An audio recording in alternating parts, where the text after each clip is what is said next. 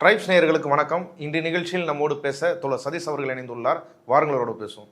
தோழர் வணக்கம். வணக்கம். இப்போ மகாராஷ்டிரா மாநிலம் முழுக்க பேசப்படக்கூடிய பரபரப்பான பொருள் என்னன்னா, மகாராஷ்டிரா எப்ஸ்டீன் ஃபைல்ஸ் அப்படின்னு ஒரு டைட்டில் வச்சு ஒரு சாமியாரோட பாலியல் குற்றங்களை பற்றி தான் பேசிட்டு இருக்கிறாங்க. அவர் பேர் கராத். அவர் மீது அவங்க பக்தி ஒருத்தங்க ஏற்கனவே அவர்கிட்ட பல பிரச்சனைகளுக்காக வழி கேட்டு போனவங்க. அவங்க பல முறை கிட்டத்தட்ட 2-3 வருஷமாக தொடர்ச்சியாக அவருக்கு அவங்கள அவர் பாலியல் பலாத்காரம் பண்ணியிருக்கிறாரு அப்படின்னு சொல்லி அவங்க புகார் எடுத்துகிட்டு போய் போலீஸில் கொடுத்துருக்குறாங்க. அந்த அடிப்படையில் எஸ்ஐடி மகாராஷ்டிரா எஸ்ஐடி அவரை கைது பண்ணியிருக்குது. அவங்க ஒருத்தங்க மட்டும் கிடையாது, இன்னும் பல பெண்கள் அவரால் இந்தமாரி பாதிப்பு உள்ளாக இருக்கிறாங்க. கிட்டத்தட்ட 50க்கும் மேற்பட்ட வீடியோக்கள் எஸ்ஐடி கிட்ட அவர் சம்பந்தமான வீடியோக்கள் சிக்கியிருக்குன்றதெல்லாம் செய்தியில் பார்க்க முடியுது. என்ன நடக்குது மகாராஷ்டிராவில்? யார் இந்த சாமியார்? அவர் வெறும் சாமியார்னு சொல்லிக்க முடியாது, அவருக்கு பல பெயர்கள் இருக்கிறது. அது போக அது வெறும் மகாராஷ்டிரா எப்ஸ்டீன் ஃபைல்ஸ் அப்படின்னு சுருக்க மாட்டாங்க. அந்த அவரோட பேர்லேயே ஃபைல்ஸ்னு வச்சு தான் வீடியோஸ்லாம் நிறைய வந்துட்டு இருக்குது. Captain files. சாமியாருக்கும் கேப்டனுக்கும் என்ன சம்பந்தம் அப்படின்னு கேட்டிங்கன்னா, அவர் முன்னாடி நேவியில் ஒரு மெர்ச்சன்ட் ஆஃபீஸராக ஒரு அதிகாரியாக இருந்திருக்காப்புல. கேப்டன் ரேங்க்லாம் அவர் கிடையாது. ஆனால் அங்கேயுமே அவர் கேப்டன் மாதிரி தான் நடந்துக்குவார் போல். ஒரு கேப்டனாகவே இருந்துப்பார். அங்கே விட்டு இங்கே பூமிக்கு வரும்போது, கடலை விட்டு தரைக்கு வரும்பொழுது, இங்கே யாரா கேப்டன் பார்த்தா கடவுள் தான் கேப்டன் அப்படின்ட்டு இவர் உடனே நான் மகாதேவோட அவதாரம் அப்படின்னு சொல்லிட்டாரு. இவருமா? ஆமாம், இவரும் இறங்கிட்டார். நான் தான் கேப்டன், இந்த உலகத்தோட கேப்டன், நான் தான் அதோட அவதாரம் அப்படின்னு சொல்லி இங்கே தன்னுடைய தொழிலை ஆரம்பிக்கிறார். அதுக்கு முன்னாடி அவருக்கு இந்த நியூமராலஜி, அஸ்ட்ராலஜி, அதான் இதுலலாம் அவருக்கு கொஞ்சம் ஆர்வம் உண்டு. அவர் வேலையில் இருக்கும் பொழுதே இந்த மாதிரி சில பேருக்கு கையை காட்டி இதை பார்த்து ஜோசியெல்லாம் சொல்லி அதில் கொஞ்சம் கிளிக்காக இருக்குது. கிளிக்காக இருக்குன்னா அதான் காக்கா உட்கார பணமனம் வளர்ந்த கதையாக 2-3 நடந்ததும் அதை அவர் நம்ப ஆரம்பிச்சிட்டார். அவர் அதிலே பணமும் பார்க்க ஆரம்பிச்சிட்டார். ஸோ ஆடின கால் சும்மா இருக்காது. நீங்கள் இதை ஒரு தொழிலாகவே ஆரம்பிச்சிருந்தார். அப்படி ஆரம்பிக்கும் பொழுது பெண்கள் நிறைய வராங்க. பெண்கள்கிட்ட இருக்கிற பயம் அதை அவர் பயன்படுத்த ஆரம்பிக்கிறார். பெண்கள்கிட்ட என்ன பயம்? தான் புருஷன் உயிருக்கு ஆபத்து. இப்போ ஒரு புதுசாக ஒரு கல்யாணமான ஜோடி வந்திருக்குது அப்படின்னா, அவங்க ஆசீர்வாதம் அவங்க வந்திருக்காங்க, இல்லை எனக்கு குழந்தை இல்லை அப்படின்னு வந்திருக்காங்கன்னா, ஃபஸ்ட்டு அவங்கள இந்த தண்ணியை கொண்டு போ, 3 நாள் வீட்டு பக்கத்தில் வீட்டிலே வச்சிரு, அது கலர் மாறிச்சு அப்படின்னா பிரச்சனை இல்லை, கலர் மாறலை அப்படின்னா வீட்டில் ஏதோ பிரச்சனை இருக்குது அப்படின்னு சொல்லி கொடுத்து விட்ருவாங்க. தண்ணி எப்படா கலர் மாறும்? அவங்களுக்கு பயம், அவர் மேலே நம்பிக்கை. ஏன்னா அவரை பற்றி அங்கங்கே மவுத் டாக். அதில் இன்னொரு முக்கியமான விஷயம் இருக்குது. என்னென்னா, இவரை 2022 வாக்கில் ஏக்நாத் சிண்டே, மகாராஷ்டிரா அரசியலோட மிகப்பெரிய திருப்புமுனை ஜோசியர், அவர் இவரை சந்திச்சிருக்காரு. அவர் கூட இருந்து பூஜை பண்ணியிருக்காரு. அதனால அவர் இன்னும் பிரபலமாகிறாரு. ஒரு மிகப்பெரிய அரசியல் முதல்வர். ஆமாம், மிகப்பெரிய அரசியல் தலைவர் மகாராஷ்டிராவில். அவர் இவரை நம்புறாரு அப்படிங்கப்போ அதுக்கு ஆட்டோமேட்டிக்காக இன்னும் நம்பிக்கை கூடல. இப்போ நம்ம ஜக்கி வாசுதேவ் ஒருத்தரை பார்க்கும்போது அதுக்கு கூடுதலான ஒரு வேல்யூ அவர் பார்த்தார்ல. அதுக்கப்புறம் தானே அவரோட இமேஜ் இன்னும் பில்ட் ஆச்சு. அந்த மாதிரி அங்கே அது பில்ட் ஆகுது. அது போக மவுத் டாக் நம்ம தெரியுங்களா. நம்ம இப்போ எங்கள் ஊரெல்லாம் எடுத்துக்கிட்டிங்கன்னா ஹைகோர்ட் மகாராஜன் இருக்காரு, அவரை போய் பாருங்க அப்படிம்பாங்க. நானே போயிருக்கேன். என்னை கூட்டிட்டு மகாராஜா, அது ஒரு சாமி. ஹைகோர்ட்டே இல்லையே, ஹைகோர்ட்டே கிடையாது. அந்த ஹைகோர்ட்டுங்கிறது அவரோட பேர் என்னன்னு எனக்கு தெரியாது. ஹைகோர்ட்டை மகாராஜா, அவர்கிட்ட போய் உட்காந்தீங்கன்னா அவர் நம்ம 10 பேர் உட்காந்துருப்போம். என்னெல்லாம் சொடக்கு போட்டு கூப்பிட்டாரு. ஏய் இங்க வா, உனக்கு பைக்கில் தானே ஆக்சிடென்ட் ஆச்சு, இவனுக்கு இன்னும் பைக்கே கொடுக்காதீங்க வைக்காதீங்கன்னு எங்கள் அம்மாட்ட ஒரு பயங்காட்டி விட்டாங்க. எனக்கு 1 வருஷம் பைக் வீட்டில் பேன் ஆயிடுச்சு. அந்த மாதிரி என் வாழ்க்கையில் ஒரு வருஷத்தை மண்ணுலி போட்டவர். சரியா? அந்த மாதிரி இவர் லோக்கலில் அங்கே செம்ம பிரபலம். அவருக்குன்னு ஒரு ஒரு ஃபேன் வட்டாரம், ஒரு பக்தர்கள் இருப்பாங்கள்ல. எப்படி இங்கே நித்யானந்தாவுக்கு ஒரு பக்தர்கள் இருந்தாங்களோ, என்ன செஞ்சாலும் ஒத்துக்கிறதுக்கு. ஜக்கி வாசுதேவ் அவருக்கு அப்படி எல்லா சாமியாருக்கும். நீங்கள் நார்த்தில் எடுத்திங்கன்னா ஆசாராம் பாபு, ரஹீம்னு ஒருத்தர், இந்த மாதிரி எல்லாருக்குமே நீங்கள் ஈவன் எந்த மதமாக இருந்தாலும், இப்போ தினகரன் எடுத்திங்கன்னா கண்மூடித்தனமாக நம்புவாங்க, பால் தினகரனை கண்மூடித்தனமாக நம்புவாங்க. அப்படி அவருக்கு ஒரு வட்டம் இதாகுது. அதில் ஒரு பொண்ணை இவர் உனக்கு தோஷம் கழிக்கணும் அப்படின்னா நீ என் கூட இருக்கணும். ஃபஸ்ட்டு அவர் என்ன செஞ்சிடாரு, உனக்கு ப்ரைவேட் பார்ட் பூஜை பண்ணணும், இந்த யோனி பூஜை அப்படின்னு சொல்கிறாங்க. நம்ம இங்கிலீஷில் சொல்லணும்னா ப்ரைவேட் பார்ட் சொல்கிறோம். அந்த பூஜைகள் பண்ணணும், அதெல்லாம் எதுவும் நீங்கள் தப்பாக எடுத்துக்கக்கூடாது அப்படின்னு ஃபஸ்ட்டு அதை நார்மல் பண்ணுறாரு. அவங்கள அதில் உள்ளுக்கு கொண்டு வராரு. அதற்கப்புறம் நான் கிருஷ்ணன், நீ ராதை. தன்னை கிருஷ்ணனாக வச்சு அவங்கள ராதையாக வச்சு அந்த ஒரு மெஸ்மரிசம். அது போக மருந்துகள், போதை மருந்துகள் மாதிரி மயக்க மருந்துகள் இதெல்லாம் கொடுத்து அவங்கள கொண்டு வராரு.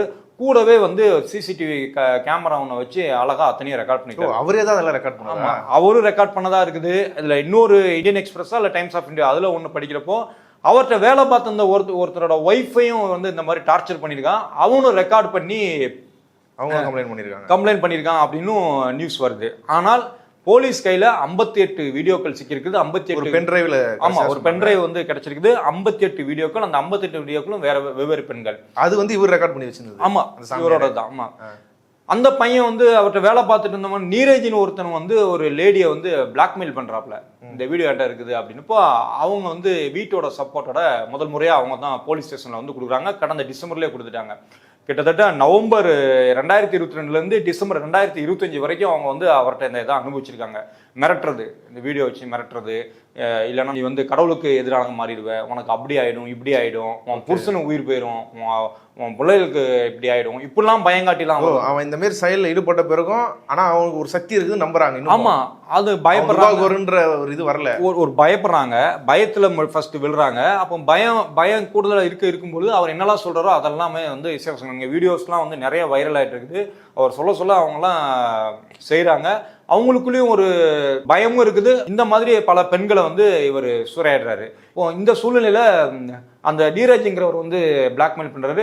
முதலாக அந்த பொண்ணு போலீஸ் ஸ்டேஷன் போகுது. அந்த கேஸ் அவ்வளவு வலுவாகல. அதற்கு அடுத்தாப்புல மார்ச் மாசத்துல இன்னொரு பொண்ணு 28 வயசு பொண்ணு வந்து அவங்க வந்து கம்ப்ளைண்ட் கொடுத்தாங்க. அவங்க என்ன கம்ப்ளைண்ட் கொடுக்குறாங்கன்னா, இந்த மாதிரி எனக்கு மயக்க மருந்து இதெல்லாம் கொடுத்து என்னை வந்து இவர் வந்து கற்பழித்தார், பலமுறை இதனை காட்டி என்னை வந்து மிரட்டி இது பண்ணியிருக்காரு அப்படின்னு பண்ணவும் இப்போ 2 ஆச்சு. அதுக்கு அடுத்து இப்போ கிட்டத்தட்ட 6 to 8 கேஸ் இது போல உருவாக்குது. கர்ப்பிணி பெண்கள்லாம் பாதிக்கப்பட்டிருக்கிறதாகவும் செய்தி. ஆமா, அவருக்கு கர்ப்பிணி பெண்கள், அந்த வேலை பார்த்தவரோட ஒய்ஃப் வந்து கர்ப்பிணி அப்படின்னு தான் செய்திகள் வருது. 7 மாத கர்ப்பிணியாக இருக்கும் பொழுது அந்த லேடியை வந்து இவர் பயன்படுத்திக்கிட்டாரு.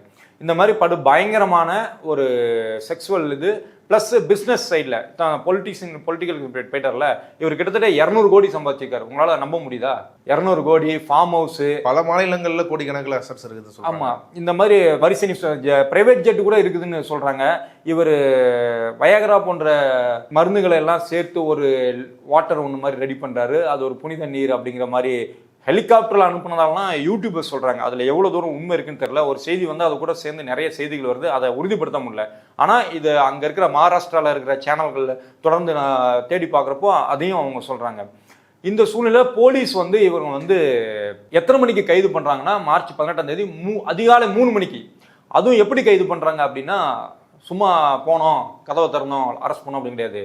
திருடன்னு சத்தம் போட்டு போலீஸ் கான்ஸ்டபிள் உள்ள போய் விடுறாங்க. உங்க வீட்டில் திருடன் வந்துட்டாங்கன்னா, அது பெரிய வீடு, பயங்கரமான பங்களா, அந்த வீட்டில் வந்து ஏறி குதிச்சு அப்புறம் ஒரு கதவு பக்கத்தில் போய் அதுக்கப்புறம் அரெஸ்ட் பண்ணியிருக்காங்க. என்ன காரணம் அப்படின்னா, இந்த அரெஸ்ட் வெளியில தெரிந்தா இவர் வந்து தப்பிக்கிறதுக்கு வாய்ப்பு இருக்குது. அதற்கு முன்னாடியே இதை வந்து டைல்யூட் பண்றதுக்கு இவரை காப்பாற்றுறதுக்கான முயற்சிகள் எடுக்கப்படக்கூடும். ஏன்னா இவருக்கு அரசியல் பக்கத்தில் நிறைய தொடர்புகள் இருக்குது.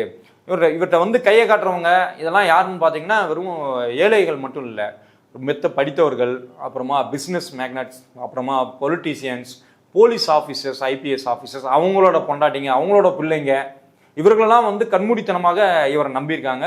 அப்படி கண்மூடித்தனமான நம்பரில் இவர் சூஸ் பண்ணி கிட்டத்தட்ட 58 பெண்களை வந்து இப்போ வரைக்கும் கிடைத்த தகவல்படி 58 பெண்கள் உங்களோட வீடியோ வந்து போலீஸ்கிட்ட வந்து சிக்கியிருக்கிறது. இவருக்கு அரசியல் பின்புலம் இருக்கிறதா நீங்களும் சொல்றீங்க, பல செய்திகளில் பார்க்க முடியுது. குறிப்பாக இப்போ நீங்கள் பேசும்போது கூட ஏக்நாத் சிண்டே கூட அவரோட சந்திச்சிருக்கிறாரு. வேற என்ன தொடர்பு அரசியல் ரீதியாக இருக்குது? அதெல்லாம் இந்த தொடர்பு தான் முக்கியமான ஒரு விஷயம். என் போலீஸ் வந்து முன்கூட்டியே கணித்து அரெஸ்ட் பண்ணதில் இது ஒரு முக்கியமான விஷயம். என்ன அப்படின்னா, அங்கே மகாராஷ்டிரா மாநிலத்தோட மகளிர் ஆணையம் இருக்குல்ல, இப்போ உங்கள் வீட்டில் டொமஸ்டிக் வைலன்ஸ் ஆகட்டும், இல்லை பணிபுரிய இடத்துல உங்களுக்கு ஏதாவது பிரச்சனை, இல்லை வேற அரசியல் சார்பாக ஏதாவது கட்சிக்காரங்க வந்து தொந்தரவு கொடுக்குறாங்க, போலீஸ் ஆஃபீஸர்ஸ் தொந்தரவு கொடுக்குறாங்க, போலீஸ் அதிகாரிகள் பெண்களுக்கு தொந்தரவு கொடுக்காங்க அப்படின்னா, எல்லா மாநிலங்களிலுமே மகளிர் ஆணையம் ஒன்று இருக்கும். நீங்கள் அதில் போய் கம்ப்ளைண்ட் கொடுத்தீங்கன்னா அவங்களா சில நேரத்தில் அவங்களாவே சில வழக்குகளை தேடி எடுத்து இது பண்ணுவாங்க.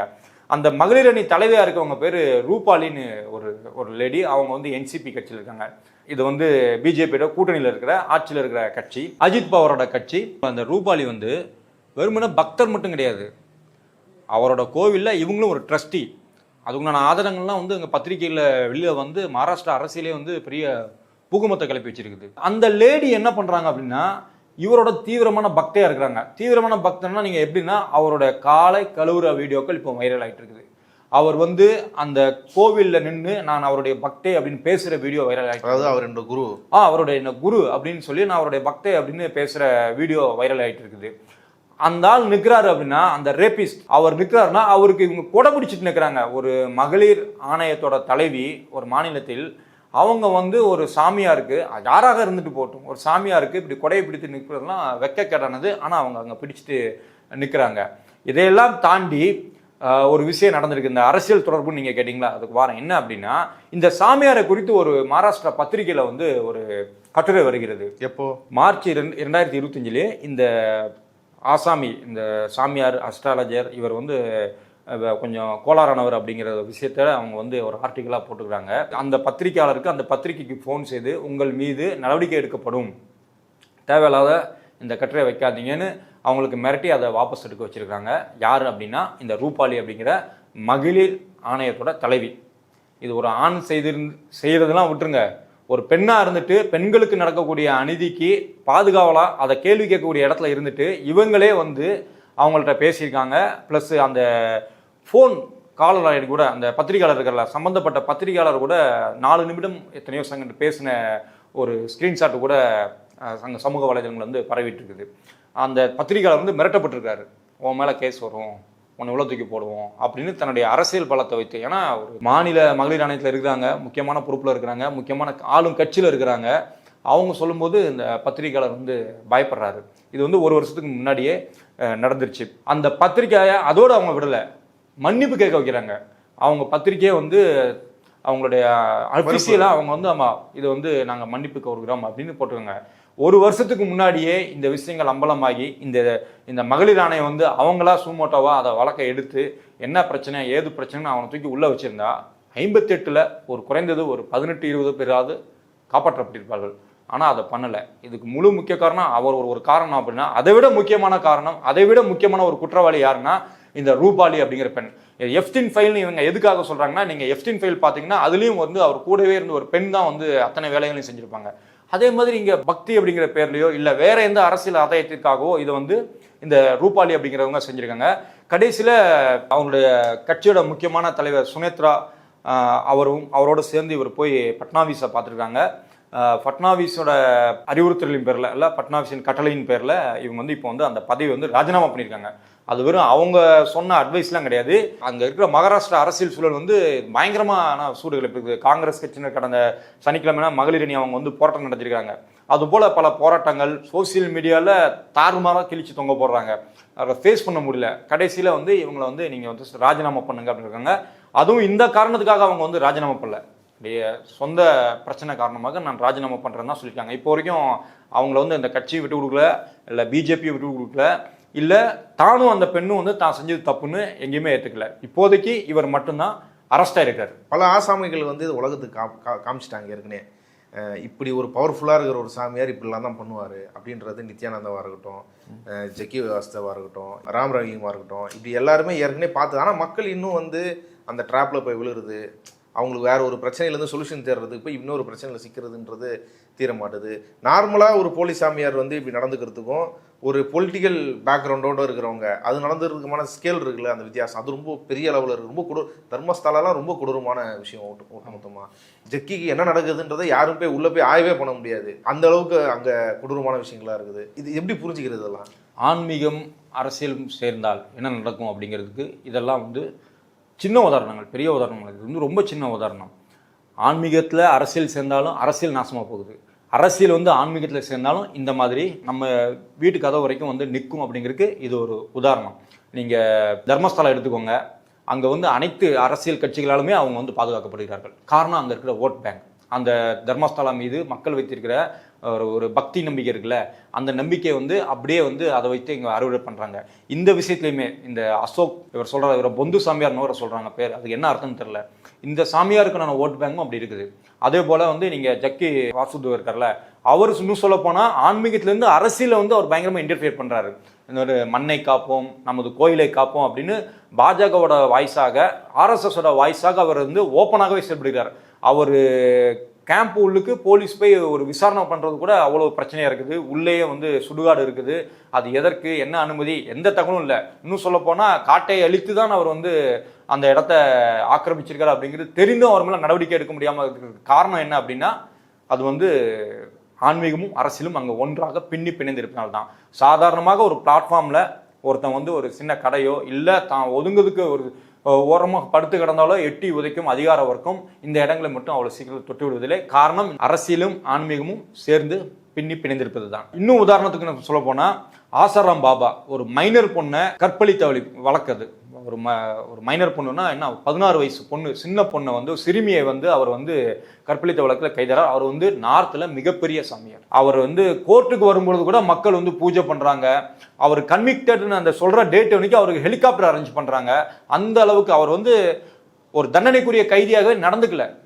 அவர் ஏதோ ஒரு இடத்துல இருந்து அரசு கட்டமைப்புக்கு அப்பாற்பட்டவர். ஆமா, இந்த கட்டமைப்புல இவங்க எல்லாருமே நீங்க அப்படிதான் நீங்க பார்க்கலாம். சக்கி வாசுதேவாக இருக்கட்டும், இல்ல நித்யானந்தா அங்க போய் அவர் வந்து தனியா தீவு ஆரம்பிச்சிருக்கட்டும், இவர்கள் யாருமே இந்த அரசியலமைப்பு சட்டத்துக்கும் எனக்கும் சம்பந்தமே இல்லை அப்படிங்கிற மாதிரி தான் அவங்க பேசுவாங்க, நடந்துக்குவாங்க. மக்களும் அவர்களை அந்த மாதிரியான ஒரு உயர்வான இடத்துல வச்சுதான் பார்த்துட்டு இருக்கிறாங்க. மனிதர்கள் கடவுளை கட்டுப்படுத்த முடியாது. ஆமா, அந்த ஆசாராம் பாபு 16 வயசு பொண்ணு கேஸ்ல வந்து ஜோத்பூர்ல வந்து அவருக்கு வந்து குற்றம் நிரூபிக்கப்படுகிறது. அது கூட இன்னொரு ஒரு ரேப் கேஸும் அவர் கூட சேர்க்கப்படுது. 20 வருஷத்துக்கு அவருக்கு வந்து தண்டனையும் கொடுத்துருக்காங்க. அவருக்கு இப்போ வந்து 6 மாசம் மெடிக்கல் பெயில்னு கொடுத்து சுத்த விட்டுருக்காங்க. எப்படியாவது உங்களுக்கு கிடைக்குமா, உங்களுக்கும் எனக்கும் இது மாதிரி கிடைக்குமா, இல்லை சாதாரண குடிமகனுக்கு கிடைக்குமா?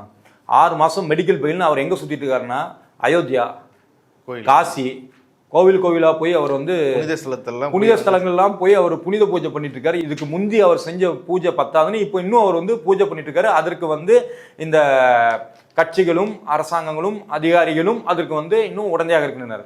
இவரே போல இன்னும் ஒருத்தர் ஹரியானாவில் ரொம்ப பிரபலமான ராம் ரஹீம்னு ஒரு சாமியார்.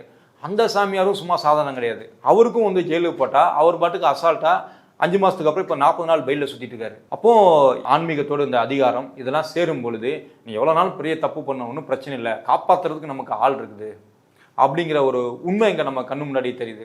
அதனால தான் இன்ன வரைக்கும் ஜக்கி ஜகத்தூர் இப்போ வரைக்கும் நைட்டு மிட் நைட்டில் சிவராத்திரியில் டான்ஸ் ஆடிட்டு இருக்கிறாரு. நித்யானந்தம் வந்து வெளிநாட்டில் அங்கே ஒரு டிவியை விலைக்கு வாங்கி அவர் இப்போ வரைக்கும் யாரும் தொட முடியுமா இப்போ வரைக்கும் வீடியோ விட்டுட்டு இருக்கிறாரு. தர்மஸ்தல கோவில் நெருங்க கூட முடிய மாட்டேங்குது. அத்தனை ஆதாரங்கள், அத்தனை போராட்டங்கள், காணாமல் போன அந்த பெண்ணின் சார்பாக இதுக்கு முன்னாடியே பாஜக சைட்லேருந்து கூட போராட்டம் நடந்துக்கப்பட்டிருக்குது. அப்படி இருந்தும் அவங்கள வந்து தொட முடியல, நிரூபிக்க முடியல. முகமூடி போட்ட நபர் வந்தார், அவரை வந்து கடைசியில் என்ன வாக்குனாங்கன்னே புரியாத அளவுக்கு நம்மளை குழப்பி நம்மளை பைத்தியக்காரங்க ஆகிட்டாங்க. இதற்கு முக்கியமான காரணம் இப்போ இவங்களாம் சொல்லிட்டு இருக்காங்களா ஆன்மீக அரசியல். பிஜேபி எடுத்து வைக்கிறது அது தானே. இந்த ஆன்மீக அரசியல் நம்மளை எங்கே லீடு பண்ணணும்னா இந்த மாதிரி புத்தி இல்லாமல் பயப்படுபவர்களை இன்னும் பயப்பட வைக்கும், பயப்படுபவர்களை இன்னும் நம்பிக்கை இழக்க வைக்கும். அதுக்கு உதாரணம் இந்த பெண்கள். இதில் 58 பெண்கள் இருக்காங்கல்ல, இவங்கெல்லாம் வந்து ஆன்மீகம் அப்படிங்கிற ஒரு நம்பிக்கையில் போனவங்க தான். அதை ஊக்குவிக்கிறது யாரு? இந்த பிஜேபி, அவர்களுடன் கூட்டணியில் இருப்பவர்கள், RSS, இவர்கள் எல்லாருக்குமே பக்தியும் மதமும் தான் மூலதனம். அந்த மூலதனத்துக்கு நாம பலியாயிட்டு இருக்கோம். நாம தான் நம்மளை வந்து வித்துட்டு இருக்கிறோம் நம்மளை தெரியாமலேயே. இதுக்கு விழிப்புணர்வு கொண்டு வர்றவங்கள இவங்க வந்து அர்பன் நக்சல், தேவையில்லாம பிரச்சனை கிளம்புறாங்க, ஆன்டி நேஷனல் சொல்லி நம்மளை முடக்க பார்க்கறாங்க. இந்து விரோதி, எஸ் இந்து விரோதி, இதுதான் சரியான வார்த்தை. இன்னும் நீங்க பேசுனீங்கன்னா உங்களை வந்து தேச விரோதி அப்படின்னு சொல்லிடுவாங்க. ஸோ அந்த ஆன்மீகம் அப்புறமா அந்த அரசியல் இது ரெண்டும் சேர்ந்து நம்மளை வந்து எப்படி பாதிக்கிறது, ஏன் நாம வந்து இந்த ஆன்மீக அரசியல் தூக்கிட்டு வர்றவங்கள எட்டி உதைக்கணும் அப்படிங்கிறதுக்கு இந்த அசோக் காரத், பொந்து சாமியார், கேப்டன் சாமியாரோட இந்த கேப்டன் ஃபைல்ஸ் தான் நமக்கு உதாரணம். இவ்வளவு நேரம் இந்த செய்தி குறித்து விரிவாக உங்க கருத்துக்களை பகிர்ந்து கொண்டதுக்கு நன்றி.